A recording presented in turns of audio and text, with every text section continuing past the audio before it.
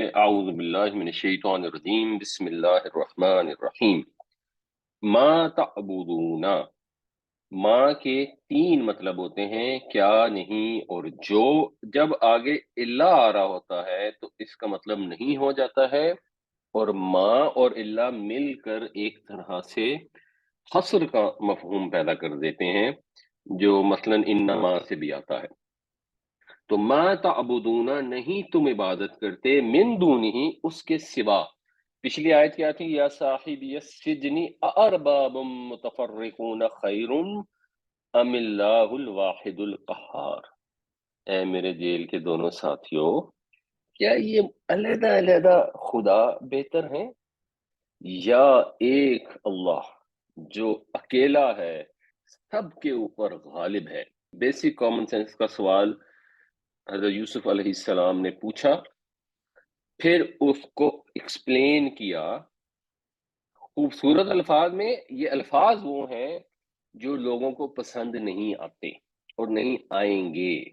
توحید کی بات جب بھی شرک کرنے والوں سے کی جائے گی، چاہے وہ شرک جلی کر رہے ہوں یا شرک خفی کر رہے ہوں، ظاہر سی بات ہے وہ اس پر آگ بگولا ہو جائیں گے، کیونکہ وہ نیکی سمجھ کر شرک کرتے ہیں. وہ اپنی آخرت کو سنوارنے کے لیے اپنی طرف سے شرک کے اوپر قائم ہوتے ہیں. جب آپ ان کو بتاتے ہیں کہ یہ جو کچھ آپ کر رہے ہیں غلط ہے، پھر دوسرا سوال فوراً ان کے اندر پیدا ہوتا ہے کہ ہمارے باپ دادا جو ساری زندگی کرتے رہے وہ مشرک تھے، وہ شرک کرتے تھے. یا اگر اپنے آپ کو مشرک سمجھنے والے ہیں جو جان کر شرک کا لفظ استعمال بھی کرتے ہیں، جیسے ہندو ہو گئے یا قریش مکہ تھے، تو کہتے تھے وہ بیوقوف تھے، وہ غلط رستے پر تھے، وہ جہنم میں چلے جائیں گے. یہ انہیبیشن ہوتی ہے سب سے بڑی، جو انسان کو حق قبول کرنے سے روکتی ہے. مگر یہ جو آیت ہے، آیت نمبر 40، اگر اس ایک آیت کو ہی دیکھ لیں تو اس میں اسلام کا پورا فلسفہ اللہ تعالیٰ نے مختصر الفاظ میں بیان کر دیا ہے. جو حضرت یوسف علیہ السلام نے، جو اللہ کے نبی تھے، انہوں نے بھی ان لوگوں کے سامنے یقیناً بہت مختصر الفاظ میں ہی بیان فرمایا ہوگا، جس سے بالکل کرسٹل کلیئر ہو جاتی ہے لاجک. شرک کی عمارت جو ہے وہ بالکل گر جاتی ہے. تو وہاں اللہ کا ذکر تھا، یہاں پر آ گیا دون ہی. نہیں تم عبادت کرتے اس کے سوا، اللہ مگر اسماء، ناموں کی. تم تو بس ناموں کی عبادت کرتے ہو. نام بنیادی طور پر سین، میم اور واو. سما یا سمو کا مطلب ہوتا ہے بلند ہونا، نمایاں ہونا. اسی لیے پھر جو آسمان ہے اس کے لیے لفظ استعمال ہوتا ہے سما، کیونکہ آسمان سب سے بلند، سب سے نمایاں ہے. اور اسم بھی وہ چیز ہوتی ہے جو کسی انسان کو پرومیننٹ کرتی ہے. اگر 10 لوگ کھڑے ہیں اور آپ ایک عبد القدوس کو پکارتے ہیں، تو عبد القدوس کا لفظ کہنے سے وہ بندہ نمایاں ہو جاتا ہے. وہ علامت ہے جو کسی کو نمایاں کرتی ہے. اس سے پھر جو باب تفعیل بنتا ہے، سما یسمی، اس کا مطلب ہوتا ہے کسی کو نمایاں کرنا یا کسی کا نام رکھنا، جس سے ہماری لیگل میں اکثر لفظ استعمال ہوتا ہے من کے مسمى، جس کو نام یہ دیا گیا، میں وہ جسے نام دیا گیا فلاں فلاں فلاں. تو یہ سما، اس نے نمایاں کیا، اس نے نام رکھا. سمیتم، تم نے نام رکھا. سمیتم ہے تم نے نام رکھا، یہاں تک. آگے تھا ہا.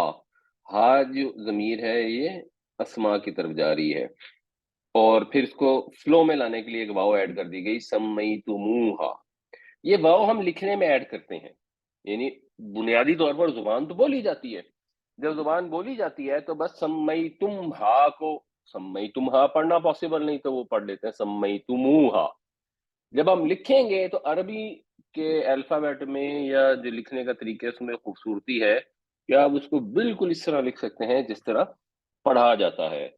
اس کی ایک آسان مثال، جسٹ فار یور انٹرسٹ، ہم جب علامہ اقبال کی یہ مشہور دعا پڑھتے ہیں، لب پہ آتی ہے دعا بن کے، تو اب یہ لب پہ آتی ہے کوئی بھی نہیں پڑھتا، لکھا ایسے ہی جاتا ہے.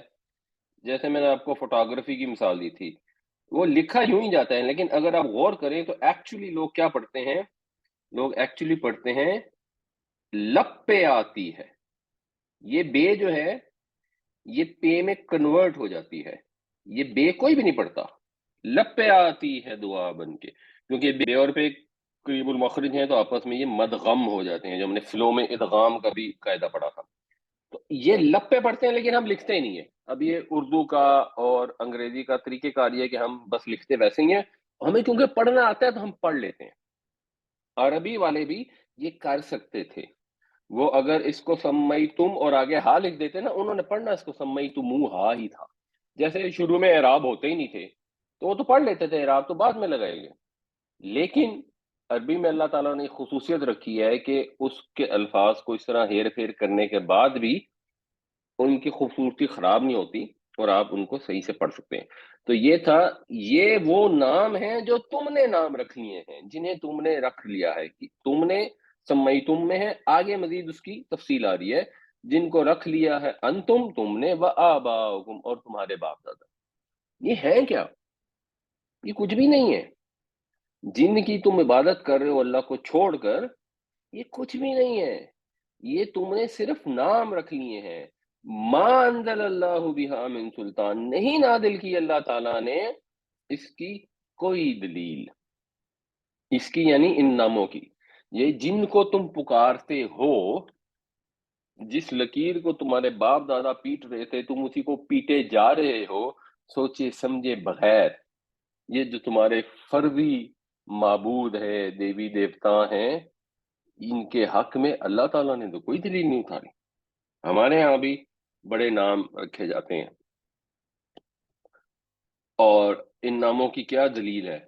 کوئی دلیل نہیں ہے، بس یہی دلیل ہے کہ ہمارے باپ دادا ان کو یہ کہتے تھے، یہ خزانے بخشتے ہیں۔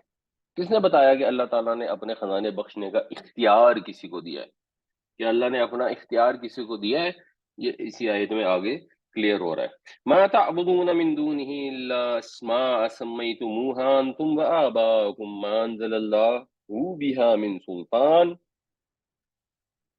جن کی تم عبادت کرتے ہو وہ نہیں ہے مگر، تم تو بس عبادت کرتے ہو، یا نہیں تم عبادت کرتے اس کو چھوڑ کر مگر چند ناموں کی جو تم نے اور تمہارے باپ دادا نے رکھ چھوڑے ہیں، نہیں ہے اتاری اللہ نے ان کی کوئی دلیل۔ اور یہ جو ان کو پکارتے ہیں، سورہ حقاف میں ہی آتا ہے وَمَنْ أَضَلُّ مِمَّنْ يَدْعُو مِن دُونِ اللَّهِ، اس سے بڑھ کر گمراہ کون ہوگا، اس سے زیادہ عقل کے رستے سے ہٹا ہوا، ہدایت کے رستے سے ہٹا ہوا کون ہوگا جو اللہ کو چھوڑ کر پکارے؟ من لا یستجیب لہ، جو اسی پکار سن کر اسے جواب دے ہی نہیں سکتا، پاسبل ہی نہیں ہے۔ جس کو بھی آپ پکارتے ہیں، چاہے آپ فرشتوں کو پکار لیں جو زندہ ہے، وہ جواب نہیں دے سکتے، اللہ نے ان کو اختیار نہیں دیا کسی کی مشکل کو حل کرنے کا، کسی کی دعا کو قبول کرنے کا۔ اور جن مردہ ہستیوں کو پکارتے ہیں وہ تو سنتی ہی نہیں ہے، وہ بھی نہیں دے سکتی، اور ایکچولی فرشتے بھی نہیں سنتے، سب کی سننے والی تو صرف ایک ہی ہستی ہے جس کا نام ہے السمیع، تو وہ جواب دے ہی نہیں سکتے، ان کی پکار کو قبول کر ہی نہیں سکتے الی یوم القیامہ، قیامت تک، وہم عن دعائہم غافلون، اور وہ ان کی پکار سے غافل ہیں، بے خبر ہیں۔ وَإِذَا حُشِرَ النَّاسُ، اور جب سب لوگوں کو اکٹھا کیا جائے گا، كَانُوا لَهُمْ أَعْدَاءَ، تو وہ ان کے دشمن ہوں گے، جن کو نیک لوگوں کو یہ پکار رہے ہیں، یا فرشتوں کو مکے والے پکارتے تھے، یا انہوں نے بھی نیک لوگوں کے بت بنائے ہوئے تھے، وہ قیامت والے دن دشمن ہوں گے ان کے۔ وَكَانُوا بِعِبَادَتِهِمْ كَافِرِينَ، اور ان کی عبادت سے وہ انکار کرنے والے ہوں گے۔ یہاں پہ بھی اگر آپ دیکھیں تو پیچھے بات ہو رہی ہے یدعو کی، دعا کی، اور اس دعا کو ریفر کیا گیا ہے عبادت سے۔ جب اللہ کو چھوڑ کر کسی کو پکارا جاتا ہے، اللہ کے سوا کسی کو بھی پکارا جاتا ہے اسباب کے بغیر، تو وہ دعا جو ہے، وہ پکار جو ہے، وہ عبادت ہے۔ تو جو بھی اللہ کے نیک بندے ہیں، ظاہر سی بات ہے وہ اس عبادت سے قیامت والے دن انکار کر دیں گے، اور ایسے لوگوں کے دشمن ہوں گے، اور فرشتوں سے کہیں گے کہ ان کو ہمارے قریب نہ پھٹکنے دو۔ اور جو پکارتے ہیں جو شرک کرتے ہیں ان کی امید کیا ہوتی ہے جب وہ غیر اللہ کی پوجا پاٹ کرتے ہیں یا نظر نیاز کرتے ہیں یا ان کو پکارتے ہیں حاجت روا مشکل کشا غوث سمجھتے ہیں گنج بخش سمجھتے ہیں، تو وہ امید یہ ہوتی ہے کہ ان کے جو مقاصد ہیں وہ پورا کر دیں گے، ان کی جو مشکلات ہیں وہ حل کر دیں گے۔ اللہ تعالیٰ یہ بتا رہے ہیں کہ یہ بات اس وقت درست ہو سکنے کا امکان تھا اگر ان کے ہاتھ میں کوئی اختیار بھی ہوتا۔ ان الحکم الا للہ، نہیں ہے حکم مگر اللہ کے پاس، اختیار، اقتدار، حکم دینے کی اتھارٹی صرف اور صرف اللہ کے پاس ہے۔ یہ ان کا ترجمہ بھی جب اللہ آ جائے تو نہیں سے کیا جاتا ہے، صرف اور صرف اللہ کے پاس ہے اتھارٹی، اور کے پاس ہے ہی نہیں۔ جب کسی کے پاس اتھارٹی ہی نہیں ہے، اختیار ہی نہیں ہے، تو وہ کسی کی مشکل کیسے دور کر سکتا ہے؟ ہمارا اس نے یہ حکم دیا، اب حکم بھی بتا دیا، کیا حکم دیا؟ اللہ تعبدو، ان پلس لا، ان کے لا تعبدو، مت عبادت کرو، الا ایاہ، سوائے اس کے سوا کسی کی عبادت نہیں کرنی۔ یہ وہی والی چیز ہے جو ہم سورہ فاتحہ میں پڑھتے ہیں، ایاک نعبد و ایاک نستعین، ہم تیری ہی عبادت کرتے ہیں، تجھ سے ہی مدد مانگتے ہیں۔ واضح الفاظ ہیں، تیرے سوا کسی کی عبادت نہیں کرتے، تیرے سوا کسی سے مدد نہیں مانگتے۔ اس کا یہ لولا لنگڑا جواب کہ وہ دیکھیں جی یہ تو ہم دنیا میں بھی مدد مانگتے ہیں، وہ فلاں لوگوں نے مدد مانگی، قیامت والے دن لوگ نبی کریم صلی اللہ علیہ وسلم کو دیکھیں گے تو کہیں گے یا رسول اللہ ہماری مدد کریں۔ قیامت والے دن تو گناہ گار نیکوکاروں سے بھی کہیں گے کہ ہماری مدد کرو، جہنم میں جا کے کہیں گے ہماری طرف کچھ پانی پھینک دو۔ یہ تو وہ مدد ہے جو اسباب سے کی جاتی ہے، یہ ایک بیسک سمپل کامن سینس کی بات ہے۔ کوئی مدد تو ہے نا منع کی گئی ہے، وہ کون سی مدد ہے؟ وہ مدد ہے اسباب کے بغیر۔ تو وہ بات جو وہاں آتی ہے وہی یہاں پر ہے، عبادت کرنا میں پکارنا شامل ہے۔ یہ ایاہو میں جو ایا ہے اس کا کوئی مطلب نہیں ہوتا، جیسے ایا کا نعبد میں بھی ایا کا کوئی مطلب نہیں تھا، کا کیونکہ علیحدہ آ رہا تھا تو کا علیحدہ پڑھا نہیں جا سکتا، اس کے ساتھ ایا لگانا پڑتا ہے۔ یہ اللہ کے ساتھ ہو اگر ملاتے ہیں تو اللہ وہ جڑنا نہیں تھا، اور یہاں پر یا تو اللہ ہوا آتی، ہوا یہاں آ نہیں سکتا تھا کیونکہ وہ رفع کی حالت نہیں ہے، نصب کی حالت میں ہے، تو نصب کی حالت کی پھر یا جوڑنے کے لیے لگانا پڑا۔ تو اس نے یہ حکم دیا ہے، حکم کی کیپیسٹی کس کے پاس ہے؟ صرف اللہ تعالیٰ کے پاس ہے، اور تو کوئی حکم دے ہی نہیں سکتا۔ کسی پاس اتھارٹی نہیں ہے، حلال حرام بتانے کی اتھارٹی نہیں ہے، کسی کی مشکل حل کرنے کی اتھارٹی نہیں ہے، کسی کا مقصد پورا کرنے کی اتھارٹی نہیں ہے۔ سب اتھارٹی صرف اور صرف اللہ کے پاس ہے۔ اللہ نے کہا کہ اس کے سوا کسی سے مدد نہیں مانگنی، اس کے سوا کسی کی عبادت نہیں کرنی، مدد نہیں مانگنی اسباب کے بغیر۔ ذالک الدین القیم، یہ دین ہے قیم، اسٹرانگ، سیدھا، مضبوط، بس یہ دین ہے، سمپل ایز دیٹ۔ بنیادی طور پر ہر چیز کا اختیار صرف اور صرف اللہ تعالیٰ کے پاس ہے۔ وہ رب ہے، وہ پیدا کرنے والا ہے، وہ پالنے والا ہے۔ جب اس کو رب تسلیم کر لیا تو اس کے سوا کسی کی بندگی نہیں کی جا سکتی تھی، کسی کو معبود نہیں سمجھا جا سکتا تھا، کسی کو اس کے حقوق اور اختیارات میں شریک نہیں سمجھا جا سکتا۔ کوئی حیثیت نہیں ہے اللہ کے سوا کائنات میں کسی کی، کوئی جلیل القدر سے جلیل القدر رسول ہوں، فرشتے ہوں، نیک لوگ ہوں، جن ہوں، جتنا اللہ تعالیٰ نے اسباب کے ذریعے اختیار دیا، جیسے وہ نمرود کہتا تھا کہ میں بھی زندہ کرتا ہوں اور میں بھی مارتا ہوں، اس کو مار دیا جس جو بے گناہ تھا، اس کو چھوڑ دیا جو قتل کا پھانسی کا ملزم تھا، تو اس نے کہا جی کہ یہ دیکھو میں بھی زندہ۔ یہ وہ اختیار ہے چھوٹا سا ٹیمپرری جو دنیا میں ملا ہوا ہے، یہ اختیار دنیا سے رخصت ہوتے ختم ہو جاتا ہے۔ فرشتوں کے بعد یہ اختیار اپنی مرضی سے کچھ کرنے کا نہیں۔ ویسے تو فرشتے حضرت جبرائیل علیہ السلام آئیں اور وہ فرعون کو ڈبو دیں اور وہ دریا کے دونوں سائڈوں کو پانی کے ٹیلے کھڑے کر دیں، وہ اللہ کے حکم سے یہ کر سکتے ہیں، اپنی مرضی سے کچھ نہیں کر سکتے۔ جب کوئی اپنی مرضی سے کر نہیں سکتا تو اس کو کوئی پکار کیسے سکتا ہے؟ سیدھا سیدھا دین ہے، ہر چیز کا اختیار اللہ کے پاس ہے، باقی سب بے بس ہیں، باقی سب مخلوق ہیں، کوئی اس کی خدائی میں کسی طرح سے بھی شریک نہیں ہے۔ تو جب کوئی شریک نہیں ہے تو کسی کی حکم دینے کی جرت نہیں ہے، اور کسی کی عبادت نہیں ہو سکتی، اس نے ہی حکم دیا ہے، اس کے سوا کسی کی بات نہیں کرنی۔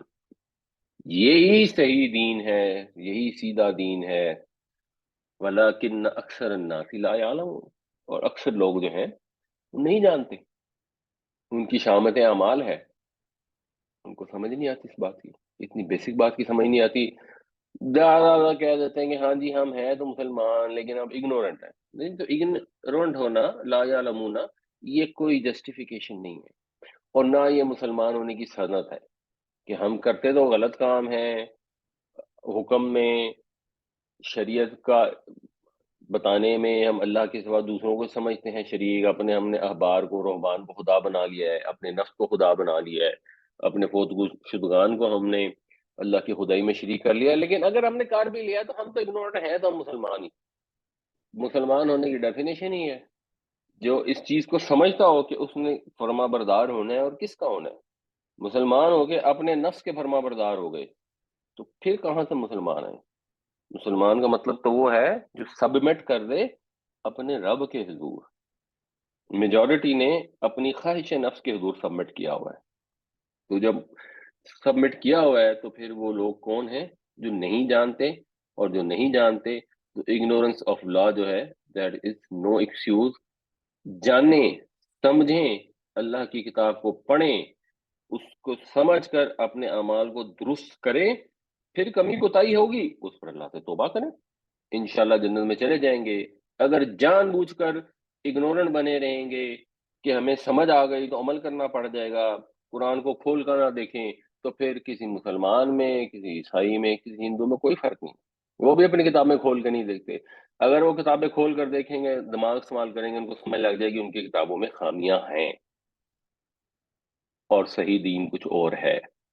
لیکن کیونکہ وہ کھول کے نہیں دیکھتے تو ان کو پتہ نہیں لگتا، اور ہم بھی کھول کے نہیں دیکھتے تو ہمیں بھی نہیں پتہ لگتا صحیح دین کیا ہے۔ یہ بائی چانس خدا نے ایک مسلمان کے گھر میں پیدا کر دیا، یہ کوئی آپ کے لیے اس چیز کی سند نہیں بن جاتی، آپ کو سرٹیفکیٹ نہیں مل جاتا کہ اب آپ نے تو جنت میں ہی جانا ہے، کیونکہ آپ کا کوئی کمال نہیں ہے، اللہ نے اپنی مرضی سے کسی کو ادھر پیدا کر دیا، کسی کو جان پیٹر کے گھر میں پیدا کر دیا۔ ان الحکم الا للہ امر اللہ تعبدوا الا ایاہ ذالک الدین القیم ولکن اکثر الناس لا یعلمون۔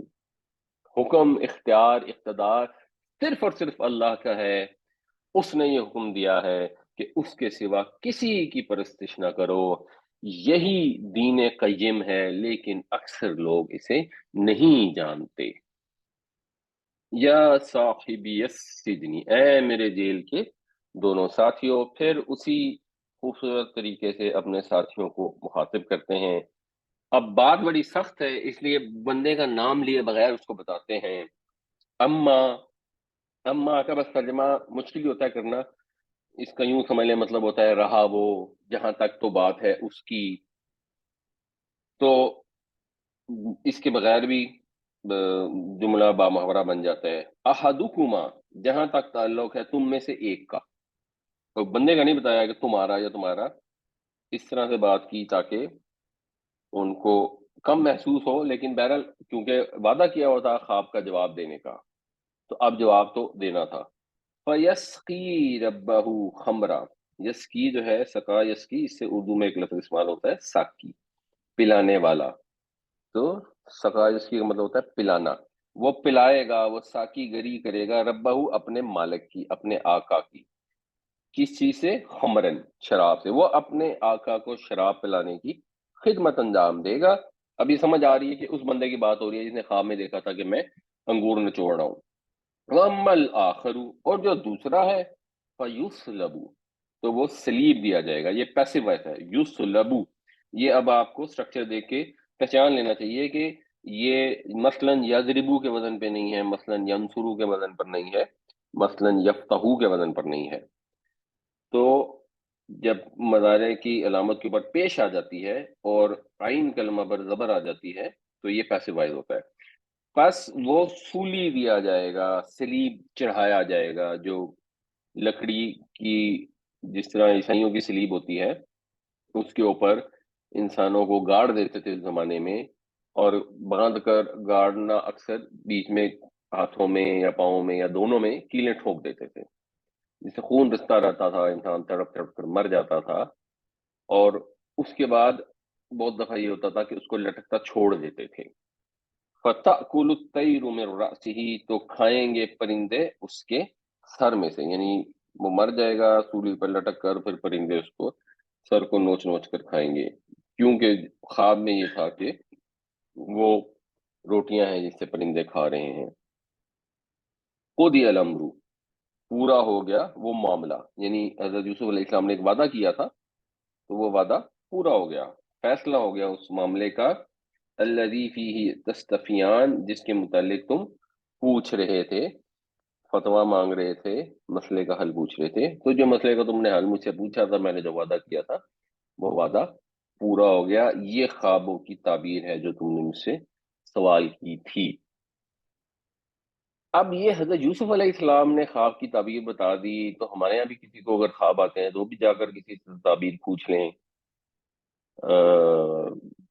جتنا میں نے اس پہ غور کیا ہے اور جو مجھے سمجھ آئی ہے، اگر کوئی خواب آتا ہے بخواب اپنے تک ہی رکھیں، یہی بہتر ہے۔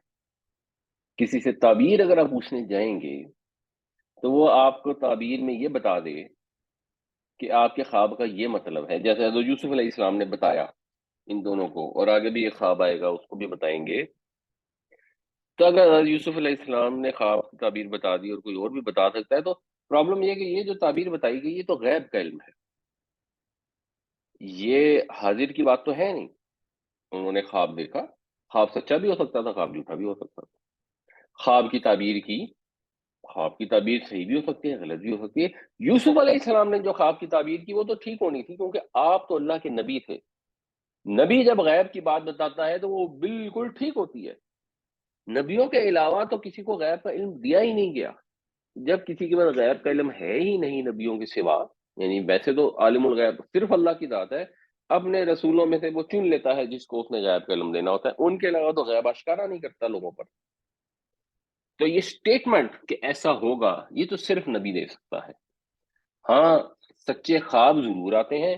سچے خواب کب پتہ لگتے ہیں سچے ہیں؟ جب وہ واقعہ ہو جاتے ہیں۔ اور اس کا بھی ایک مقصد اپیرنٹلی یہ ہوتا ہے کہ لوگوں کو یہ پتہ ہو کہ ایک مستقبل کا واقعہ ہے، وہ میں نے 2 مہینے پہلے خواب میں دیکھا، اب وہ واقعہ پورا ہو گیا۔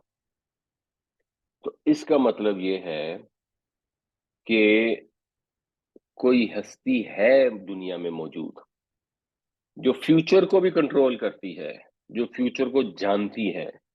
یعنی اگر کوئی ایتھیسٹ بھی ہے ان کو بھی سچے خواب آ سکتے ہیں اور آتے ہیں، اور اس کا بنیادی مقصد یہی ہوتا ہے کہ لوگوں کو یہ پتہ لگے۔ اس کی تو کوئی انڈرسٹینڈنگ نہیں ہو سکتی، کوئی انٹرپریٹیشن نہیں ہو سکتی کہ ایک ہی 2 مہینے بعد ہونی ہے اور ایک آدمی نے خواب میں دیکھ لی، اچھی طرح سمجھ لی اور پھر ویسے ہی واقعہ ہو گئی۔ تو یہ ممکن ہی نہیں ہے نا کہ کیسے ہو سکتا ہے۔ ماضی کے متعلق آپ خواب دیکھیں گے تو آپ کہیں گے میموری میں کوئی چیز تھی، یا ویسے ہی دماغ نے ایک پکچر بنا لی، اور فیوچر متعلق بہت ساری چیزیں دیکھ سکتے ہیں۔ لیکن اگر ہو بہو ویسے ہی واقعہ ہو جائے جیسے انسان نے خواب میں دیکھی ہو، تو اس کا مطلب یہ ہوتا ہے کہ کوئی اور ہستی موجود ہے جو یہ کر رہی ہے۔ تو یہ ایک طرح سے نشانیوں میں سے ایک نشانی ہے۔ پرابلم صرف یہ ہے کہ جب کوئی خواب دیکھتا ہے، پہلی بات اس کو نہیں پتا کہ یہ سچا ہے کہ نہیں۔ یہ صرف اللہ کا نبی بتا سکتا ہے کہ تیرے خواب کا یہ مطلب ہے اور یہ خواب سچا ہے۔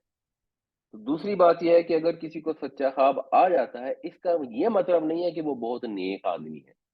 یہ دونوں لوگ، ابھی ان کا ذکر ہوا کہ یہ دونوں جو لوگ تھے، ان کو حضرت یوسف علیہ السلام نے دعوت دی دین کی، ان کو سمجھایا کہ چھوٹے چھوٹے جو تم نے رب بنائے ان کو چھوڑ دو۔ اس کا مطلب یہ مشرک تھے، یہ گندے دین کے اوپر عمل کرتے تھے، اللہ کے ساتھ شرک کرتے تھے، نجس تھے۔ ان کو سچے خواب آ رہے ہیں جن کی تعبیر حضرت یوسف علیہ السلام بیان فرما رہے ہیں۔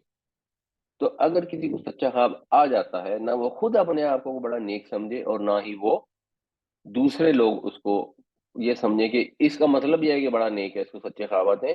وہ تو کسی کو بھی آ سکتے ہیں۔ پرابلم یہ ہوتی ہے کہ جس کو سچا خواب آ جاتا ہے اس کے سارے خواب سچے نہیں ہوتے، اس کے کئی خواب سچے بھی ہوتے ہیں اور بہت سارے خواب ایسے ہی بیکار بھی ہوتے ہیں، شیطان کی طرف سے بھی ہوتے ہیں، معدے کی خرابی کی وجہ سے بھی ہوتے ہیں، اور خواب تو انسان روز دیکھتا ہے، اکثر بھول جاتے ہیں، کوئی کوئی یاد رہ جاتا ہے۔ تو خواب تو بے شمار ہوتے ہیں، تو سارے خواب تو سچے ویسے ہی نہیں ہوتے، چاہے کسی کو سچے خواب فرض کرنے آتے بھی ہیں۔ آگے بھی ہم دیکھیں گے مشرک بادشاہ نے خواب دیکھا، وہ بھی سچا ثابت ہو گیا۔ وہاں پر بھی بتانے والے حضرت یوسف علیہ السلام تھے اور دیکھنے والے مشرک تھے، تو بتانے والے کی تو یہ خوبی اس وجہ سے تھی کہ وہ اللہ کے نبی سے غیب کی بات بتا سکتے تھے، وہ ہمیں پہلے سے ہی معلوم ہے۔ اس کے علاوہ اگر کوئی خوابوں کی تعبیر کے دعوے کرتا ہے تو بالکل غلط کرتا ہے۔ تیسری ایک اور امپورٹنٹ چیز یہ ہے کہ خوابوں کے اوپر دین نہیں ہو سکتا۔ میرے پروفیسر صاحب نے واقعہ بتایا، وہ لندن میں پڑھتے تھے، انہوں نے بڑی محنت کی، وہاں پہ دو عیسائی تھے میاں بیوی، تو انہوں نے ان کو بہت تبلیغ کر کے، آرگومنٹ کر کے، دلیلیں دے کر کنونس کر لیا، اور انہوں نے سوچا کہ جی اب اگلے دن جو ہے نا ہم موسٹ پرابلی میاں بیوی دونوں نے کہا مسلمان ہونے کا فیصلہ تقریباً انہوں نے کر لیا۔ جب وہ فیصلہ کرنے کا دن آ گیا اور اگلے دن جب وہ پہنچے تو بیوی نے غالباً کہا، اس نے کہا جی میں نے تو خواب میں دیکھا ہے جیسس کو، اور جیسس نے آگے مجھے بتایا کہ تم جو کام کر رہے ہو وہ صحیح۔ اللہ اللہ خیر، ساری محنت، ساری دلیل، سارا عقل وہ گئی ضائع، اور خواب میں شیطان اس کو حضرت عیسیٰ بن کے آ گیا اور ان کو بولا کہ یہی والے کام۔ یہ غلط عقیدوں پر چلنے والوں کو یہ خواب ہوتا تھا۔ آپ جنرلی اگر دیکھیں گے تو قادیانیوں کا تو خوابوں کی لائن لگی ہوتی ہے، کسی چیز کا ذکر کریں گے نا وہ جی خواب میں یہ ہو گیا، خواب میں وہ ہو گیا، تو ظاہر سی بات ہے شیطان کے پاس یہ کیپیسٹی ہے کہ انسان کے دل میں وسوسے پیدا کر سکتا ہے، اس کو خواب دکھا سکتا ہے، وہ خواب دکھاتا ہے اور انسان اس سے گمراہ ہو جاتے ہیں۔ جو انسان اپنی عقل استعمال کرتے ہیں ان کو یہ پتہ ہے کہ خواب کی کوئی حیثیت نہیں، چاہے وہ طاہر القادری صاحب کو خواب دیکھ لیں، چاہے کوئی بندہ کوئی بھی خواب دیکھ لے کہ میں نے خواب میں یہ دیکھا اور وہ دیکھا اور فلاں دیکھا۔ جو اللہ کے نبی صلی اللہ علیہ وسلم کے صحابہ اگر کبھی حضور کو مثلا خواب میں دیکھ لیتے، جو حضور کو پہچانتے تھے، تو اس کی تو لاجک ہو سکتی ہے، ادروائز کسی خواب کی کوئی حیثیت نہیں۔ آج کے دور میں تو کسی نے حضور کی شکل نہیں دیکھی، کوئی تصویر نہیں ہے، کوئی فوٹو نہیں ہے۔ بہت سارے لوگ یہ سمجھتے ہیں کہ ہم نے اللہ کے نبی صلی اللہ علیہ وسلم کو خواب میں دیکھا، اور جب وہ ڈسکرپشن بتاتے ہیں تو علماء سنتے ہی پہچان جاتے ہیں کہ یہ حضور کا تو یہ حلیہ مبارک تھا ہی نہیں۔ تو یہ جو خواب ہے اس کے اوپر کوئی دین کا، عقل کا، کسی چیز کا فیصلہ نہیں ہو سکتا۔ یہ بھی اس میں ایک امپورٹنٹ چیز ہے جو ہمارے یہاں ایک بڑی مشہوری ہے کہ آپ استخارہ کریں اور اس کے بعد آپ کو خواب میں اشارہ ہو جائے گا۔ کوئی اشارے نہیں ہوتے استخارے کے اندر۔ استخارہ ایک دعا ہے، استخارہ کا مطلب ہے خیر مانگنا، اللہ سے خیر مانگتے ہیں، اللہ سے دعا کرتے ہیں، یا اللہ جو میرے حق میں بہتر ہے اس میں میرا دل مائل کر دے۔ اللہ کی مرضی ہوگی وہ دعا قبول کر لے گا تو بہتر چیز پہ مائل کر دے گا، اللہ کی مرضی ہوگی تو دعا قبول نہیں کرے گا، وہ قیامت والے دن اس کا اجر عطا فرما دے گا۔ یہ تو اللہ نے فیصلہ کرنا ہے، آپ کے پاس کوئی طریقہ نہیں ہے یہ جاننے کا۔ جی رشتہ آیا، میں نے استخارہ کیا، استخارے سے مجھے پتہ لگے رشتہ اچھا ہوگا یا برا ہوگا، یہ تو اس کو پتہ لگے گا نا، اس پاس غیب کا علم ہے، یہ تو غیب کی بات ہے۔ تو غیب کا علم کیسے پتہ لگ سکتا ہے کسی کو؟ اس کے بعد وہ ایک اسٹیپ آگے جاتے ہیں اور کسی اور سے استخارہ کراتے ہیں کہ آپ ہمارے لیے استخارہ، خیر آپ کو چاہیے، دعا آپ نے اللہ سے مانگنی ہے، ٹھیک ہے، آپ کسی کو ویسے ریکویسٹ کریں ہمارے حق میں دعا کریں، وہ اچھی بات ہے، مگر جس طریقے سے یہ استخارے پوچھے جاتے ہیں کہ استخارہ کر کے بتائیں گے ہم رشتہ کریں یا نہ کریں، اس کی کوئی حقیقت، کوئی حیثیت نہیں ہے۔ استخارہ بالکل ہے ایک دعا ہے، یا اللہ تعالیٰ جو میرے حق میں بہتر ہے میرے حق میں میرا دل ادھر مائل کر دے، اور یہ دعا آپ ہر معاملے میں بھی کر سکتے ہیں، خاص طور پہ اس معاملے میں کرتے ہیں جس میں آپ کنفیوز ہیں، آپ کو سمجھ نہیں آ رہی، بات اس کے بڑھ کر یہ کچھ بھی نہیں ہے۔ یا صاحبی السجن اما احدکما فیسقی ربہ خمرا واما الاخر فیسلب فتأکل الطیر من رأسی قضی الامر الذی فیہ تستفیان۔ اے جیل کے دو ساتھیوں، جہاں تک معاملہ ہے تم میں سے ایک کا تو وہ پلائے گا اپنے مالک کو شراب، اور جہاں تک معاملہ ہے دوسرے کا تو وہ سولی چڑھایا جائے گا، پس پرندے نوچ نوچ کر کھائیں گے اس کے سر میں سے۔ فیصلہ ہو گیا اس امر کا جس کے بارے میں تم سوال کر رہے تھے۔ وقال للذی، اور کہا اس سے، ظنّا جس کے متعلق یہ یقین تھا، ظن کا مطلب یقین بھی ہوتا ہے، گمان بھی ہوتا ہے، خیال بھی ہوتا ہے، خیال بھی کر سکتے ہیں ترجمہ کہ اب خواب کی تعبیر بتائی تو جو تعبیر بیان کی، نبی کی جو خیال ہوتا ہے وہ گمان، یا اگر کسی سے بات کر رہے ہیں یا بتا رہے ہیں نا تو نبی نے جو بات بتائی ہے وہ سچی ہوگی. ہاں اگر نہیں بتائی، اپنا اندازہ بتایا، دل میں سوچا کہ شاید اس کا یہ مطلب ہو، شاید اس کا وہ مطلب ہو، تو اس میں تو فرق ہو سکتا ہے اگر اجتہاد کیا ہے. لیکن جب لوگوں کو بتا دیں گے نا کہ میں نے یہ خواب دیکھا ہے، اس کا یہ مطلب ہے، وہ سچ ہونا لازمی ہے. کیونکہ نبی کی زبان سے غلط بات صادر ہی نہیں ہوتی. اگر ایک بات ہی ایسی صادر ہو گئی جس کا وقوع پذیر نہ ہو، تو پھر لوگ باقی چیزوں میں بھی یہ سوچ سکتے ہیں کہ باقی باتیں بھی جو بتائی ہیں پتہ نہیں اللہ کی طرف سے ہیں کہ نہیں ہیں. تو اگر صحابہ کرام کبھی کبھی کسی چیز سے اختلاف ہوتا تو نبی کریم صلی اللہ علیہ وسلم سے پوچھتے تھے، یعنی جب آپ کو حکم دیتے تھے. فیوچر کی بات تو اگر حضور نے بتا دی اس میں تو کوئی سوال ہو ہی نہیں سکتا. بٹ اگر آپ کو حکم دیتے تھے کہ ایسا کر لو تو صحابہ پوچھتے تھے کہ یہ اللہ کا حکم آیا ہے یا آپ کی رائے ہے. اگر حضور کہتے تھے میری رائے ہے تو صحابہ اپنی رائے بھی پیش کرنے کی ضرورت کر لیتے تھے. اگر کہتے تھے اللہ کا حکم ہے تو بس بات ختم. اینڈ جب اللہ کے رسول نے یہ کہہ دیا، جہاں سے یہاں پر نبی علیہ السلام، حضرت یوسف علیہ السلام نے یہ کہا کہ یہ علم ہے جو مجھے میرے اللہ نے دیا ہے، تو اس کے بعد تو بات ختم ہو گئی، اس کے بعد کچھ نہیں ہو سکتا. تو یہ ظن یقین کے معنوں میں ہے. اور ظن کا مطلب ہے کہ عام طور پہ ہوتا یہ ہے کہ جب ظن کسی شخص کے متعلق استعمال ہوتا ہے تو عام طور پہ اس کا مطلب ہوتا ہے بدگمانی. اور جب یہ کسی انسان کے متعلق بات ہو رہی ہوتی ہے، جب یہ کسی چیز کے متعلق بات ہو رہی ہوتی ہے تو اس کا مطلب ہوتا ہے یقینی بات. کسی شے کے متعلق جب گفتگو ہوتی ہے تو اس سے مراد ہوتی ہے یقینی. تو وہ جس کے متعلق یہ بتایا انہوں نے، یہ خیال تھا ان کا، انہو ناجن منہما کہ وہ ان دونوں میں سے ناجی ہوگا. ناجن جو ہے نون جیم اور واو جس سے نجات کا لفظ ہوتا ہے، اس کا جو فائل بنے گا وہ ناجی ون بنے گا، وہ پھر ناجی جون ہو جاتا ہے. اور عربی میں عام طور پر ناجین استعمال ہوتا ہے، اردو میں ناجی کہتے ہیں. کہ وہ ان میں سے بچ جائے گا. اس سے کہا یوسف علیہ السلام نے اذکرنی ذکر کرنا میرا، عند ربی کا اپنے آقا کے ہاں. یعنی محسوس یہ ہوتا ہے کہ اس زمانے میں قیدیوں کے واسطے اپیل کرنے کا کوئی طریقہ نہیں تھا. جس ظالم افسر نے چاہا پکڑا کسی بے گناہ کو، قید میں بھیج دیا. اب نہ کوئی میعاد مقرر ہے، نہ کوئی فریاد کرنے کا طریقہ کار ہے.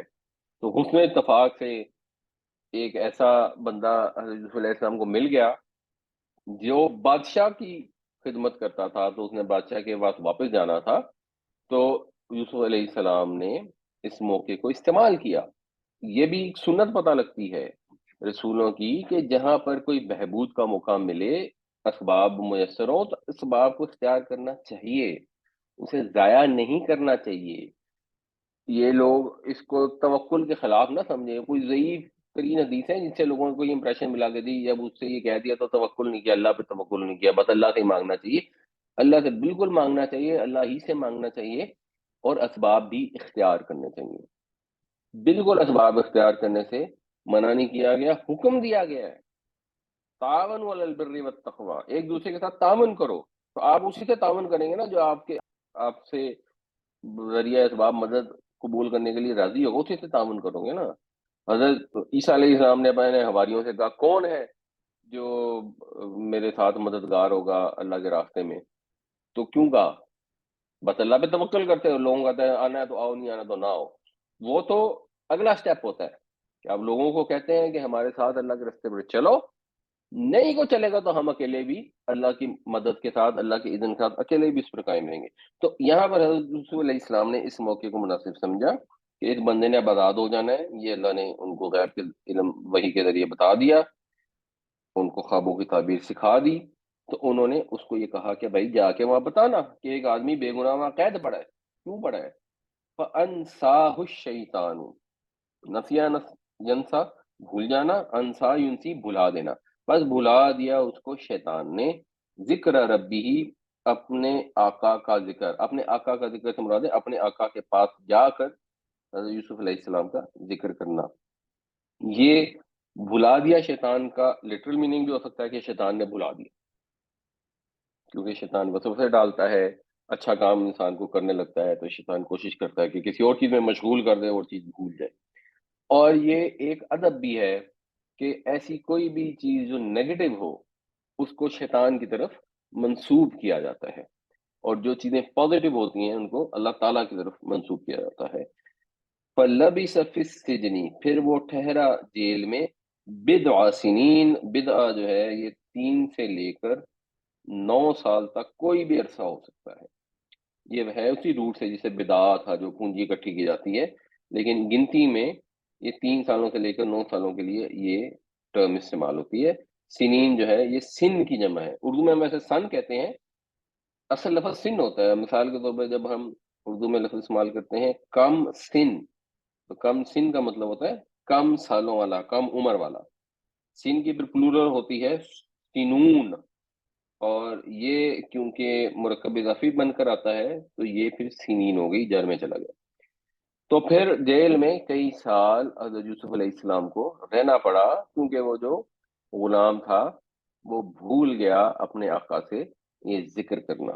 وقال الذي ظن انه ناج منهم اذكرني عند ربك فانساه الشيطان ذكر ربه فلبث في السجن بضع سنين، اور کہا اس سے جس کے متعلق خیال تھا کہ وہ ان دونوں میں سے بچ جائے گا، کہ ذکر کرنا میرا اپنے آقا کے پاس، پس بھلا دیا اس کو شیطان نے اپنے آقا سے ذکر کرنا، پس وہ پڑا رہا کئی سالوں تک جیل میں۔ ابھی ہم بامحاورہ ترجمہ کریں گے کئی سالوں تک جیل میں، ویسے ایگزیکٹ ترجمہ بنے گا کہ وہ پڑا رہا 3 سے 9 سالوں تک جیل میں۔ وقال الملک، اب اللہ تعالیٰ کے اپنا سسٹم ہے، اس کی اپنی حکمتیں مصلحتیں ہیں۔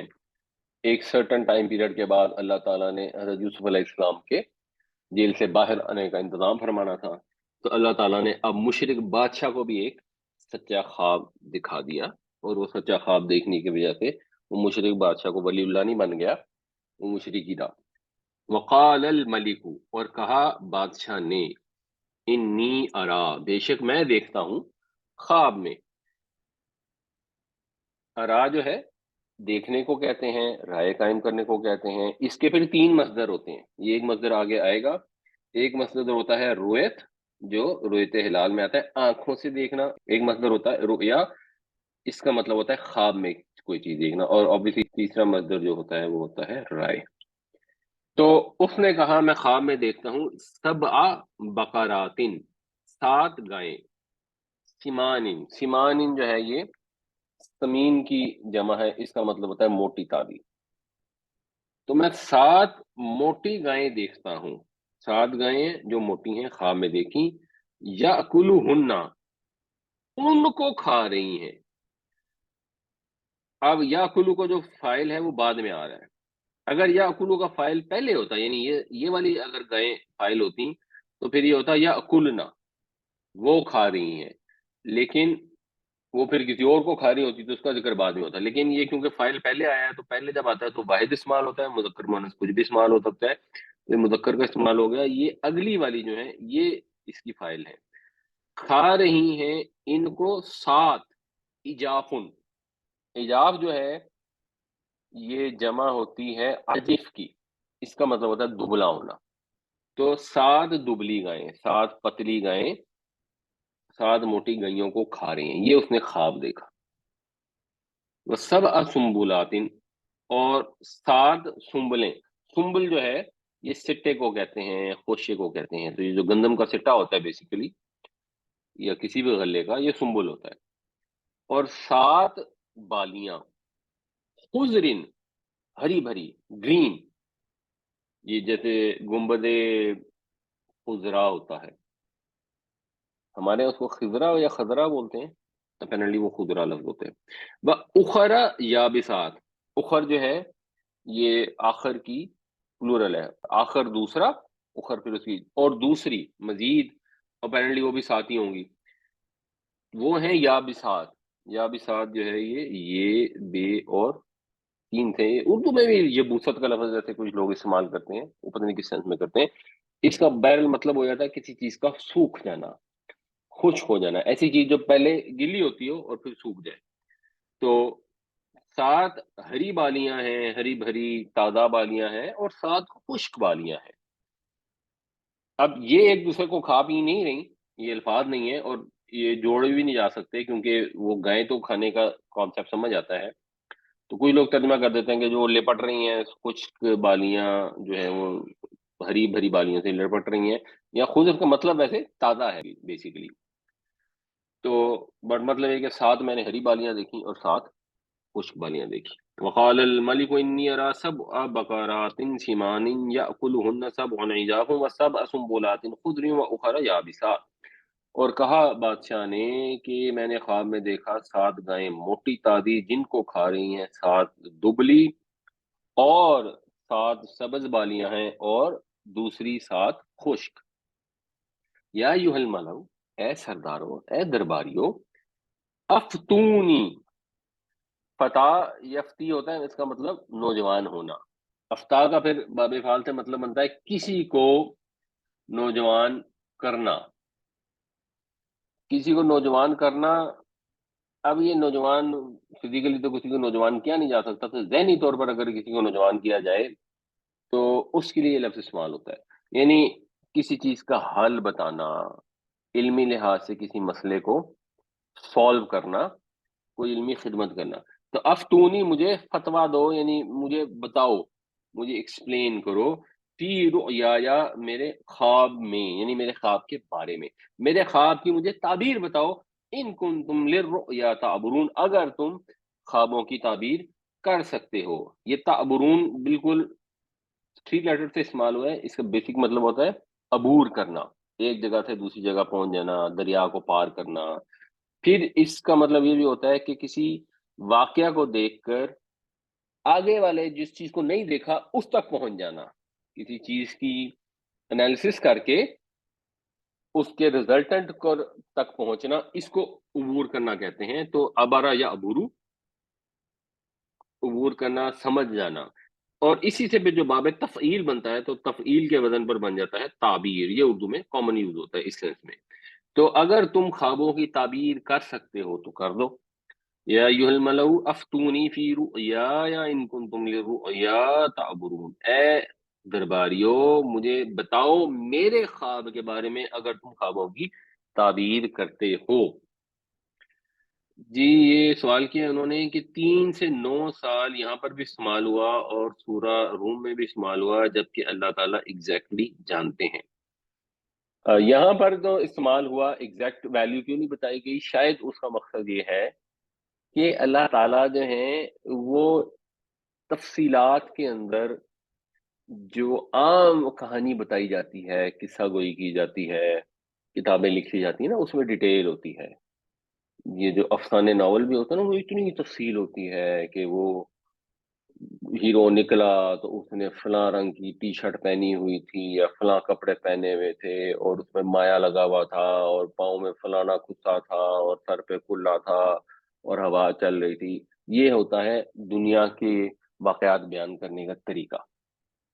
اللہ تعالیٰ جو اس طرح کی نٹی گریٹی ڈیٹیل ہیں ادھر توجہ ہی نہیں دلاتے انسان کو. سورہ کہف میں بھی جو واقعہ آتا ہے تو اس میں ایگزیکٹلی ان کی تعداد کتنی تھی اللہ تعالیٰ یہ بتا رہے ہیں کہ لوگ نہ تکے مارتے رہتے ہیں، اتنی تھی، ایک ان کا کتا ساتھ مزید تھا، اتنی تھی، مختلف قسم کے لوگوں کے اندازے ہیں. یہ سارے اٹکل کے تیر تکے ہیں. اللہ تعالیٰ یہ چاہتے ہی نہیں کہ ہم ان ڈیٹیلز کے اندر بہت زیادہ دلچسپی لیں. جب ہم تفسیر کر رہے ہوتے ہیں تو ہم کیونکہ پھر بہرحال ہم انسان ہیں تو ہم مجبوراً تفسیر میں جو انفارمیشن کو ڈیڈیوس کر سکتے ہوتے ہیں اس کو بیان کرنے کی کوشش کرتے ہیں. مگر یہ بات چھوڑ دی، ایک 3 سے 9 سال کا مطلب ہے ایک سگنیفیکنٹ پیریڈ رہے.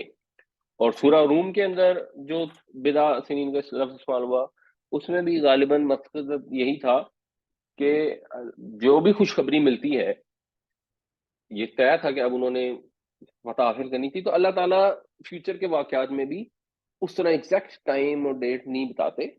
ایک اس کا مقصد شاید یہ بھی ہو سکتا ہے کہ انسان کو یہ بھی سمجھ آئے کہ اسی طرح فیوچر کے واقعات میں سب سے امپورٹنٹ واقعہ جو ہے جس کی پیشن گوئی کر دی گئی ہے، جو ہو کر رہنی ہے، وہ قیامت ہے. بٹ ایگزیکٹلی کب ہوگی یہ اللہ تعالیٰ نہیں بتاتے.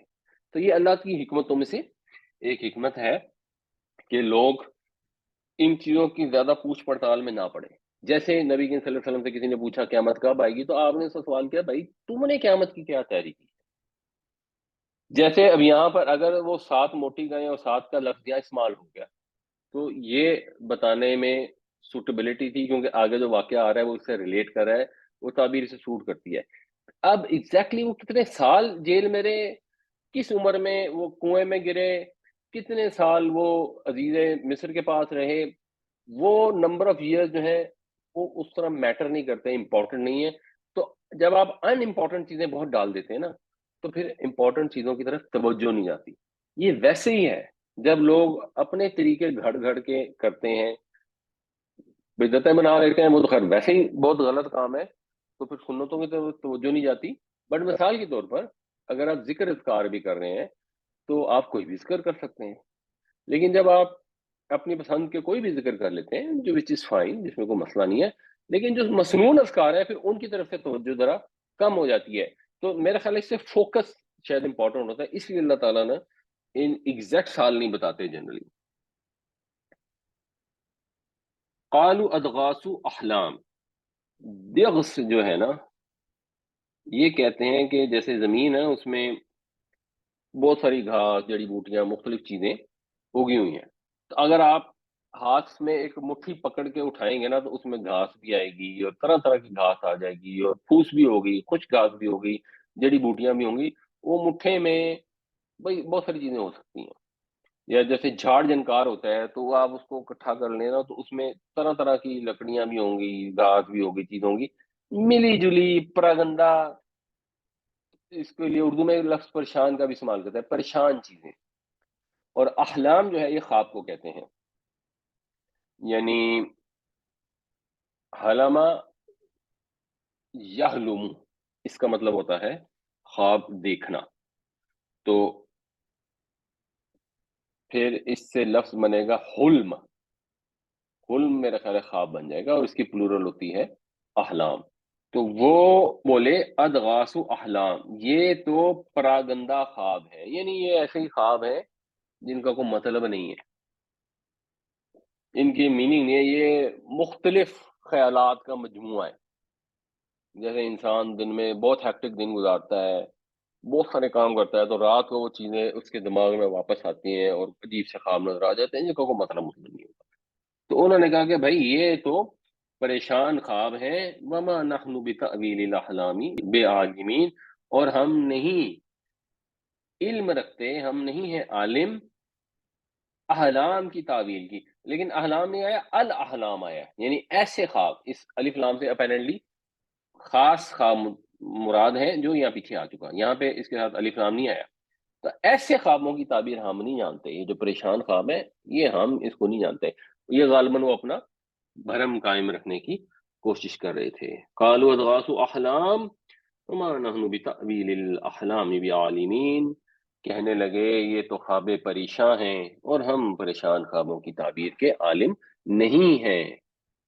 وقال الذی نجا منہما، اور کہا اس نے جو بچ گیا تھا ان دونوں میں سے، جس نے نجات پائی تھی ان دونوں میں سے، وَدَّكَرَ، وَدَّكَرَ جو ہے یہ جیسے لفظ ہوتا ہے نا، ذرا بتا کے مثلاً وزن پہ، ویسے نصرتا کے وزن پہ ہے ابدتا، لیکن یہ سب کو پتا ہے ہم ابدتا نہیں پڑھتے، دال اور تے قریب المخرج ہیں تو اس کے اوپر آ جاتی ہے جزم، وہ تو ٹھیک ہے، لیکن یہاں پر آ جاتی ہے شد، اور یوں پڑھتے ہیں تو ایکچولی یہ بن جاتا ہے ابتا، جیسے میں نے لب پہ آتی کی مثال دی، ایگزیکٹلی یہی چیز ہے۔ تو یعنی اگر ہم لب پہ آتی اردو میں اس طرح لکھنا چاہتے ہیں نا تو پھر ہمیں اصولاً لکھنا چاہیے تھا لب پہ، یوں لکھتے تو ہمیں لب پہ پڑھنا آسان ہو جاتا۔ تو ابتا، دال اور تے قریب المخرج ہیں، اور بہت دفعہ ایسا ہوتا ہے کہ تے دال میں کنورٹ ہو جاتی ہے یا دال تے میں کنورٹ ہو سکتی ہے، یہاں پر دال تے میں کنورٹ ہوئی ہے، تے بھی دال میں کنورٹ ہو جاتی ہے۔ تو لفظ ذکر ہے جس کو مطلب ہے یاد کرنا یا یاد رکھنا، اور اس سے اگر باب افتعال بنائیں گے تو افتعال یفتعلو سے یہ بنے گا استکرا یستکرو، یہ جو استکرا میں یہ تے جو ہے نا یہ دال میں کنورٹ ہو جاتی ہے، جب یہ کنورٹ ہو جاتی ہے تو یا تو یہ لفظ بن جائے گا از دکرا، یہ لفظ بھی استعمال ہوتا ہے، یہ بالکل ٹھیک ہے، اور بعض اوقات اس دکرا کی جو زال ہے یہ بھی دال بن جاتی ہے، تو یہ بن جاتا ہے اد دکرا۔ تو اد دکرا کا مطلب ہوتا ہے اس نے اہتمام سے یاد کیا، یعنی اوریجنل لفظ تھا استقرا نہیں پڑھا جاتا، استقرا بوجھ ڈالتا ہے، اور اس کا جو فائل ہوتا ہے نا وہ مفتعل کے وزن پر ہوتا ہے، تو وہ بن جاتا ہے مدکر. تو یہ قرآن شریف میں بہت استعمال ہوتا ہے، حل من مدکر، جو یاد کرنے والا، نصیحت حاصل کرنے والا کون ہے. تو بدکرا، اس نے یاد کیا، اسے یاد پڑا، بعد امت، بڑی مدت کے بعد. یہاں امت مدت کے معنوں میں، جب اس کو یاد آیا بڑی مدت کے بعد تو اس نے کہا. اب اس نے کہا یہاں محذوف ہے، تو قرآن شریف میں بہت سارے اسی طرح افعال محذوف ہوتے ہیں. انا انبئکم، میں تمہیں خبر دیتا ہوں، میں تمہیں بتاتا ہوں، بتاویلہ، اس کی تعویل، اس کی تعبیر. فارسلونی، یعنی نون دیر یہ والا نہیں تھا تو یہ گر گئی. فارسلون، پس روانہ کرو مجھے، ارسال کرو مجھے، بھیجو مجھے.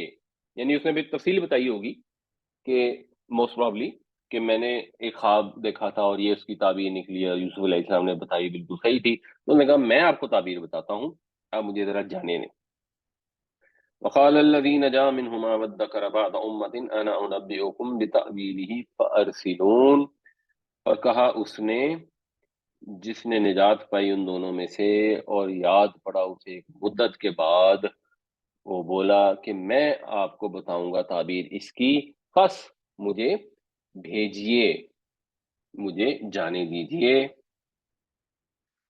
یوسف ایوہ الصدیق، اب یہاں پہ بھی دیکھیں، یہاں پہ بھی جو غیر ضروری تفصیل ہے اس کو محذوف کر دیا. ادھر توجہ جانے کی ضرورت نہیں کہ پھر اس کو اجازت ملی، پھر کو سواری ملی، پھر جیل کا دروازہ کھلوایا، جیلر سے بات ہوئی، تو وہاں پہنچے، تو پھر حضرت یوسف کے پاس آ گئے، تو پھر وہاں گفتگو شروع ہوئی. بات ہی یہاں سے شروع ہو رہی ہے، یوسف ایوہ الصدیق، یوسف اے صدیق. صدیق جو ہے یعنی جو صادق ہوتا ہے، سچ بولنے والا، اس کی 3 ڈگریز ہوتی ہیں، صادق، صدوق اور صدیق. یہ سب سے اوپر والی ڈگری ہوتی ہے.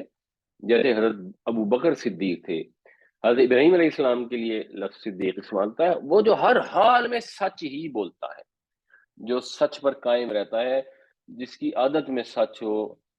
اس کا جو ہم اردو میں ترجمہ شاید کر سکتے ہیں تو راست باز کر سکتے ہیں، یا آپ سچے کرنے، اے سچے، افتینا، ہمیں بتاؤ، فی سبع بقرات سمان یأکلہن سبع عجاف، 7 گایوں موٹی کے بارے میں جن کو کھا رہی ہیں 7 پتلی، وسبع سنبلات خضر، اور 7 ہری بالیوں کے بارے میں، واخر یابسات، اور دوسری خشک بالیوں کے بارے میں، لعلی، تاکہ میں، ارجعو، رجوع کرنا، لوٹنا، پلٹ، تاکہ میں لوٹوں، تاکہ میں واپس جاؤں، الی الناس، لوگوں کے پاس، لعلہم یعلمون، تاکہ وہ بھی جانیں.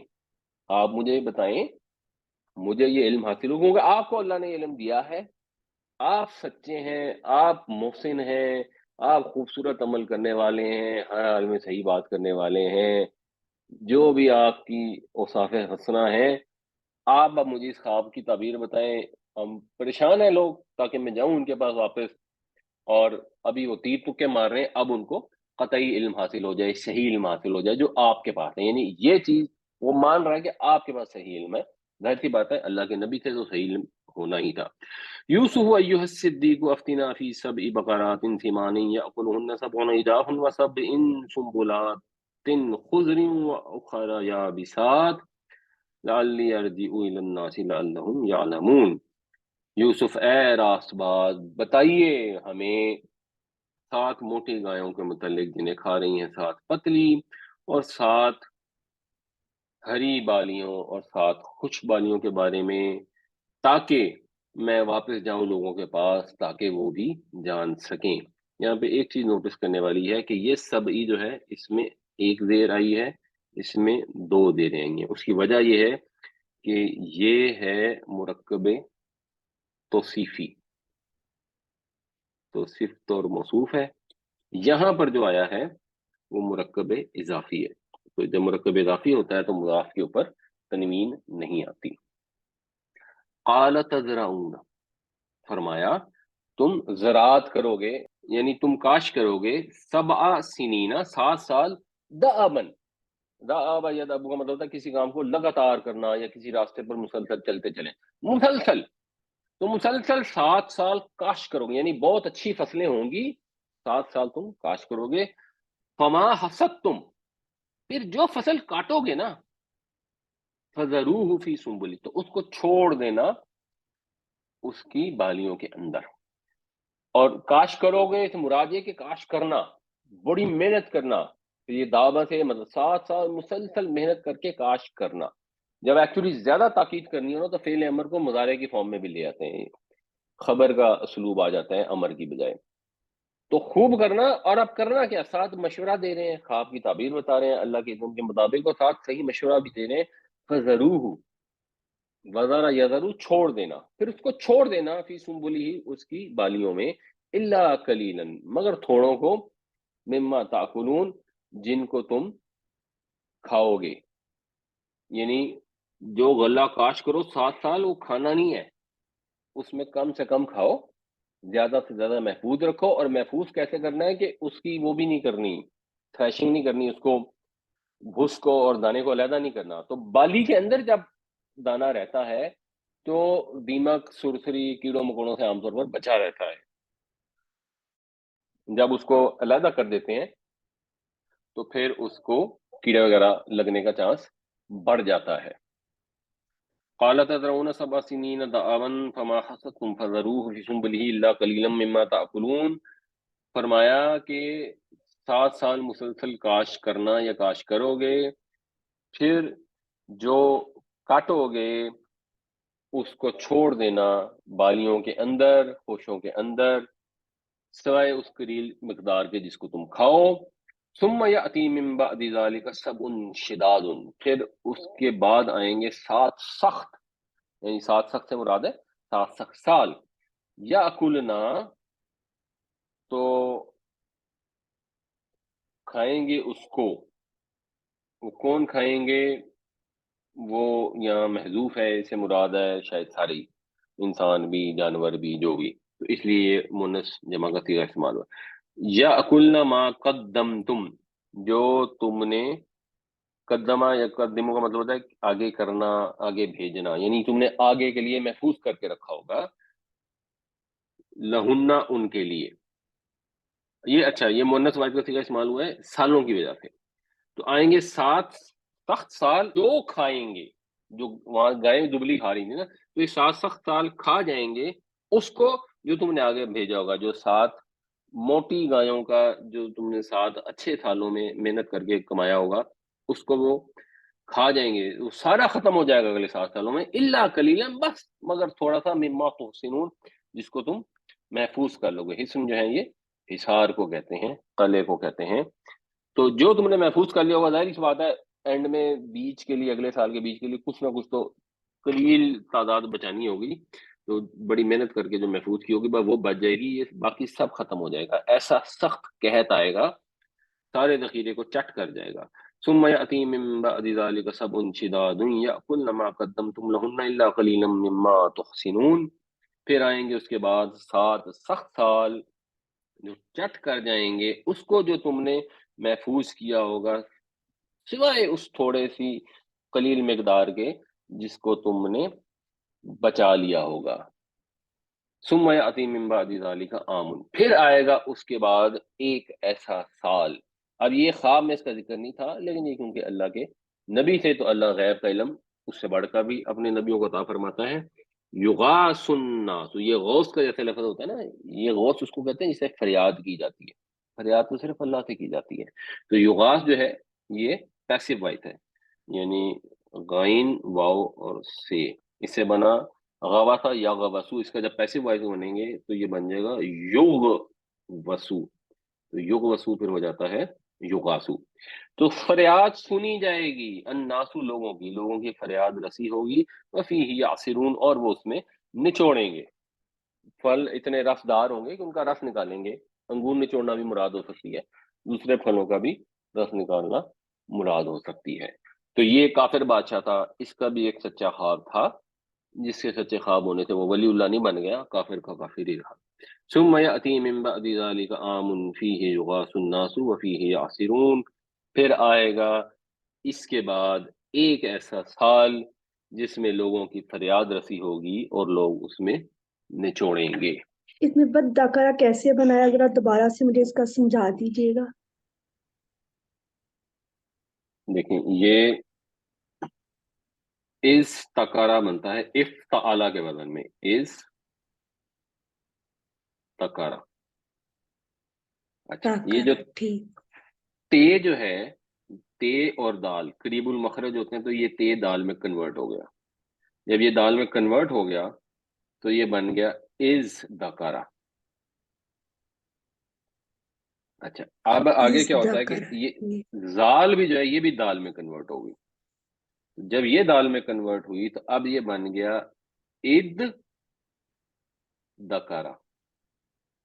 تو اد دکارا کو لکھنے کا طریقہ ہوتا ہے شد کے ساتھ، اس کو ایسے لکھا جاتا ہے۔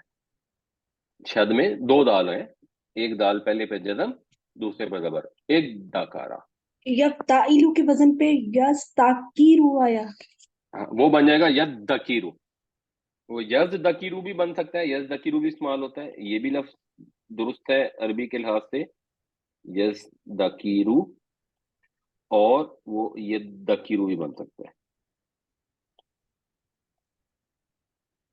جس طرح یہاں پہ مدکر بن گیا، لقد یسرنا القرآن للذکر فہل من مدکر۔ آج ہم جو ڈسکس کریں گے وہ ہے فاعل کا اسم اور مفعول کا اسم۔ تو اسم الفاعل یعنی ایسا اسم جس کے مطلب ہو کوئی کام کرنا، جیسے فعل کرنا ہوتا ہے تو فاعل کرنے والا، مفعول جس کے اوپر کام واقع ہو۔ تو یہ بہت آسان ہے، فاعل کا آپ نے صرف وزن چیک کرنا ہے، فاعل کا وزن ہے فاعلن، اس میں فے عین اور لام روٹ ورڈ ہے، ایک الف اس میں مزید ہے، اس کو ذہن میں رکھنا ہے۔ اسی طرح مفعول میں بھی فے عین اور لام روٹ ورڈ ہے، میم اور واو اس میں اضافی ہے۔ اب آپ نے سارے روٹ اگر اس پر لگائیں گے ثلاثی مجرد کے ان جنرل، تو فاعل اور مفعول کا وزن خود ہی بن جائے گا۔ اردو میں ہم بہت استعمال کرتے ہیں، مرحوم مثلا ہم استعمال کرتے ہیں، تو مرحوم ہم تو فوت شدہ کو کہتے ہیں، مگر آپ اس پہ دیکھیں گے تو پتہ لگے گا وہ جس پر رحم کیا گیا، وہ دعا ہوتی ہے جس کے لیے رحم کی دعا ہم کرتے ہیں۔ تو فتح یفتح سے اگر ہم بنائیں گے تو پہلے ہم روٹ ڈالیں گے فے تے ہے، اور پھر اس کے اندر وہ جو ایک الف ہے وہ ڈال دیں گے، تو فاعلن کے وزن پر ہو جائے گا فاتحن۔ اسی طرح مفعولن کے وزن پر ہو جائے گا مفتوحن۔ بالکل سادہ تھی، سمپل تھی، یہ ڈیفینیشن ہے۔ یہ اسم الفاعل اور اسم المفعول ہے ثلاثی مجرد کا، 3 لیٹرڈ جو وربز ہوتے ہیں اس میں جنرلی اس طرح سے فاعل اور مفعول بنتے ہیں۔ ایکسکیوز می سر، ابھی جی آپ نے بتایا تھا فاعلون، فتح کا پھر اپنے الف ایڈ کرنا ہے، الف ہم نے کہاں ایڈ کرنا ہے؟ اس میں آپ نے حرف عین پہ کیا ہے، نہیں نہیں، دیکھیں نا، آپ پہلے اس کو کو غور کریں، قانون قاعدہ ہے یہ جی ہے سر۔ فے عین اور لام، فے اور اے کے عین کے بیچ میں ہاں الف جی، ہے نا، ہاں جی، ٹھیک ہے۔ تو اب فے عین لام جو ہے آپ نے ایز اٹ از لکھ لیا، تو ایز اٹ از لکھیں گے تو بن گیا فے تے اور ہے۔ تو یہ فے کلمہ ہے، یہ عین کلمہ ہے، ان کے درمیان میں الف ڈالنی ہے نا آپ نے، ٹھیک ہے، جزاک ٹھیک ہے اللہ۔ جی۔ تو یہ فاتحن بن گیا۔ اسی طرح جو باقی کے ابواب ہیں، ضربہ سے ضاربن اور مضروبن، ناصر منصور سامع مسمون حاسب محسوب، ایک جو باب ہے جو کرومہ ہے، عام طور پہ اس سے جو فائل بنتا ہے نا وہ ذرا فرق طریقے سے بنتا ہے، وہ کریم کے وزن پہ آتا ہے جنرلی، تو پھر وہ قروبہ سے قریب ہوتا ہے، حسونہ سے حسین ہوتا ہے، اردو میں بھی استعمال ہوتے ہیں، اس کا فائل کریم کے وزن پر آتا ہے۔ مفعول اس کا جنرلی استعمال ہوتا نہیں ہے، کیونکہ یہ ہوتے ہیں ایسے فعل جو لازم ہوتے ہیں، تو اس کا مفعول کو بہت زیادہ بنتا نہیں ہے۔ تو یہ بس اس کا وزن ہے، اب آپ کو یہ وزن کے اوپر روٹ ورڈ بٹھانا آنا چاہیے اور ریورس کرنا بھی آنا چاہیے۔ تو امپورٹنٹ چیز یہ ہے کہ جملے میں ہو سکتا ہے اسم الفاعل بطور مفعول استعمال ہو، اسم الفاعل ایک علیحدہ چیز ہے، سامعون کا مطلب ہے سننے والا، لیکن ہو سکتا ہے وہاں پہ سننے والا جو ہے وہ کچھ اور کر رہا ہو، اس کو سنایا جا رہا ہو، تو سامعون بندے کا نام بھی ہو سکتا ہے، اس کی صلاحیت بھی ہو سکتی ہے۔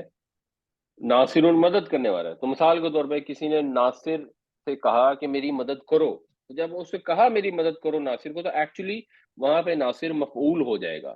جیسے یہ جملہ ہے اکرمت عالمن، میں نے تعظیم کی علم رکھنے والے کی، جاننے والے کی، تو عالمن جو ہے اسم الفاعل ہے، لیکن اس جملے میں وہ ایز اے مفعول آیا ہے۔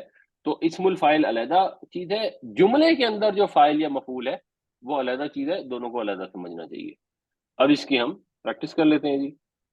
تو آپ لوگوں نے اب اس میں روٹ بتانا ہے بنیادی طور پر، اور یہ بتانا ہے کہ یہ فاعل ہے یا مفعول ہے۔ تے یہ فائل ہے.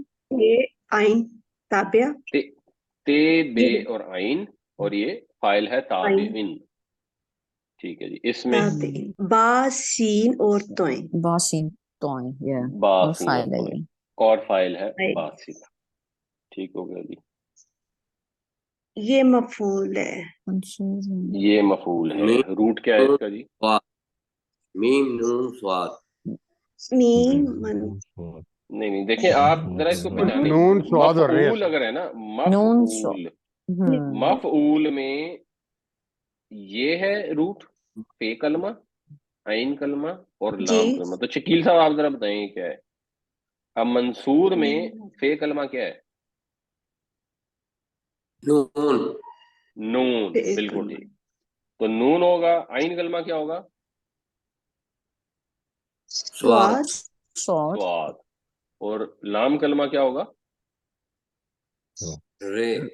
رے۔ تو نون سواد رے اس کا روٹ ہے۔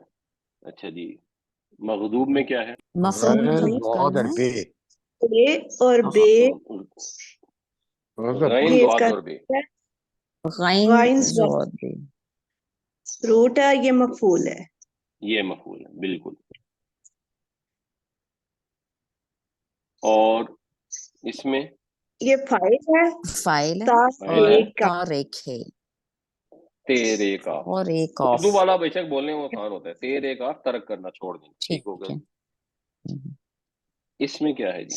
معمول مفعول ہے میم مفعول ہے۔ مفعول ہے، ٹھیک ہے۔ اور میم لیکن نا مفعول میں فے مفعول کلمہ کیا آئے گا؟ میم کے بعد آئے گا نا، یہاں میم کے بعد کیا آ رہا ہے؟ الف ام الف میم الف، میم اور نون. نون، اور نون، بالکل نون ٹھیک۔ امینہ یا امن سے معمون، جس کو امن دیا گیا۔ اس میں کیا آ رہا ہے جی؟ الف میم نون آپ کو میں آسانی کے فائل لیے اس کو کرنا بریک کر دیتا ہوں۔ بیسیکلی یہ آمینہ ہے نا، یہ آ الف زبر الف جزم، یہ بیسیکلی یہ ہے آمین، اچھا بیسیکلی یہ یوں ہے۔ الف میم اور نون اس میں بھی الف میم اور نون ہے۔ یہ پہلا والا الف فے کلمہ ہے، دوسرا والا الف جو ہے وہ فائل کا پارٹ ہے۔ اچھا، اب یہ ذرا تھوڑے سے مشکل ہیں، صحیح۔ ان میں آپ بتائیں جی، اس میں روٹ اگر کوئی بتا سکتا ہے، کوئی بھی بتا دے۔ قائل کاف قاف الف کاف، لام. اچھا جی، اور کون ڈالا؟ یہ آئے گا یعنی کہ پورا کی پورا؟ تین قائل آپشن ہو سکتی ہے نا، کاف الف لام بھی ہو سکتا ہے، کاف یہ لام بھی ہو سکتا ہے، اور تیسری کیا ہو سکتی ہے؟ این، نہیں آئے نہیں، ہاں یہ اس طرح کے فارم بنتا ہے نا جب، تو یہ واولز کی وجہ بنتا ہے نا، ایک واول الف ہے، ایک یہ ہے، اور ایک واو ہے۔ الف تو واو اور یہ ہے نا۔ تو اب یہ اس میں سے تینوں میں سے ایک ہو سکتا ہے۔ تو اگر آپ کو اس کا مضارع کا صیغہ آتا ہے، قالا کا مضارع کا صیغہ کیا ہوتا ہے؟ قالو، یقتلو یقولو یا ہوتا ہے نا، یقولو ہوتا ہے نا۔ تو واو کے اس سے پھر ساتھ آپ کو پتہ لگ جائے گا اس میں کیا روٹ بنے گا۔ یا یا یا کو واو آیا سر، واو بھی آ رہا ہے، یہ بھی آ رہا ہے۔ نہیں، یقولو میں جو یہ ہے نا وہ تو مضارع کی نشانی ہے نا، وہ تو جیسے ینصرو میں ہوتی پھر واو آئے گا۔ ہے، واو واو آئے آئے گا۔ گا. تو یہ کاف واو لام ہے، تو کاف واو قابل لام. سے بن جائے گا قائل، فائل کے بدل میں بنے گا قابل، اس سے بن جائے گا قائل۔ رب، یہ بھی مشکل ہے، اس کو وہ بتا سکتے ہیں، روٹ تو آپ کو پتا ہوگا اس کا ویسے، रूट बता दें, वो आसान है। रे बे बे रे बे बे रे बे बे। अब ये बना बुनियादी तौर पे कैसे? फाइल बनेगा राबिबुन, राबिबुन में बो जाता है तो फिर वो बन जाता है राबुन, और राबुन में भी बो जाता है तो वो रब्बुन बन जाता है। तो ये इसका बनने का तरीका है। अच्छा जी, इसका रूट क्या होगा? आप अंदाजे से बता देना, जो पक्के पक्के पता है वो बता दें। पक्के इसमें क्या होंगे? कॉफ काफ अलिफ अलिफ स्वाद काफ काफ और ज़ुआद, दाल दाल और आगे ये जो है ये कुछ भी हो सकता है। हाँ रोल।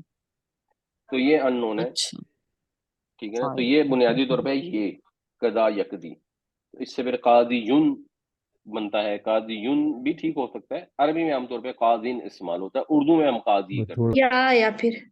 बिल्कुल बिल्कुल, काफ ज़ुआद और ये बिल्कुल ठीक। अच्छा जी, इसमें क्या है?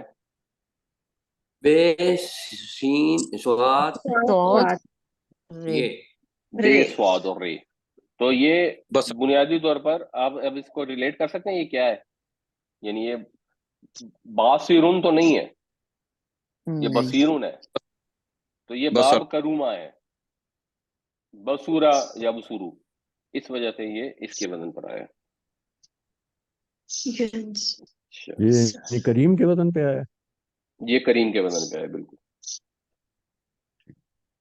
अच्छा जी, ये बागिन क्या बच्चे बना? बा बागाइन गाइन बागाइन, और एक अननोन। और गैन गाइन और नहीं आएगा। नहीं, गैन एक ही है, गाइन दो दफा शद नहीं है। नहीं नहीं, शद नहीं है इसके ऊपर। हम्म तो ये बुनियादी तौर बे गैन के बाद या तो अलिफ होगा या वाव होगा, या ये होगा। आमतौर पर स्ट्रक्चर में या वाव होती है, ये होती है। और आदिन को अगर आप देखेंगे तो वो भी ऐसे ही होगा। वो क्या रूट होगा उसका? आइन दॉल दाल और आइन डैश दाल और एक और। डैश तो या ये होगी या वाव होगी। सॉरी तो इसमें ये आती है और इसमें वाव आती है। ये आती तो है बगा यबगी से बागिन बनता है, और अदा या अदू से आदिन बनता है।